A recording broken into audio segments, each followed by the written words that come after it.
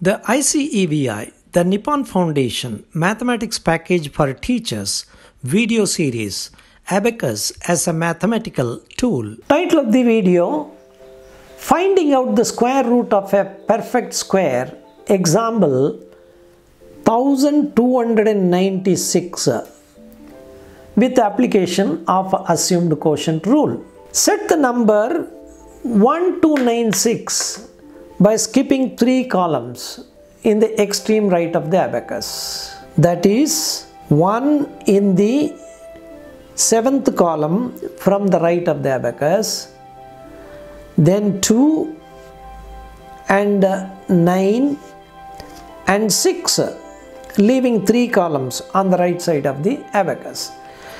Let us group the number as 12 and 96.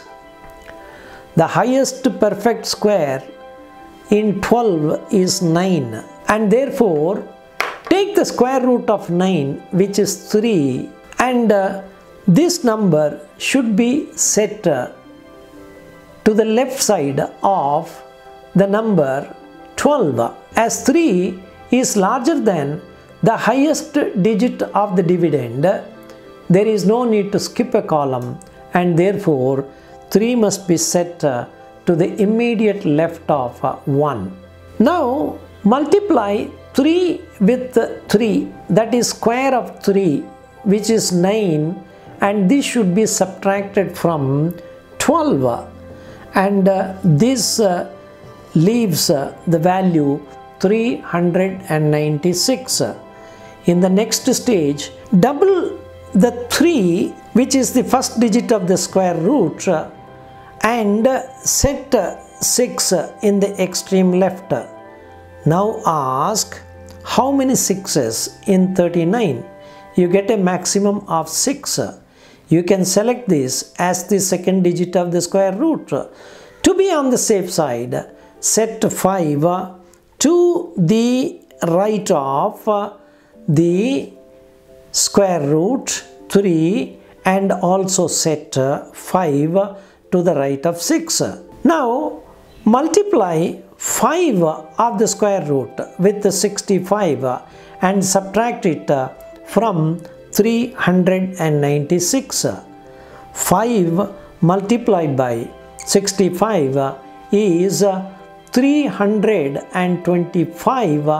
When you subtract it from 396, you get the remainder 71, which is greater than 65. That means the assumed quotient is smaller than the actual quotient. Therefore, you have to reset the last part of the number, that is 396. Now add 1 to the square root, which is making it 36. Similarly, add 1 to the 65 already set in the left side of the abacus. Now simply multiply 6 with the 66, which is 396. You subtract it from the available 396 and you get the remainder 0. That means the square root in this case is 36. You can also make modification in the assumed quotient without resetting the problem.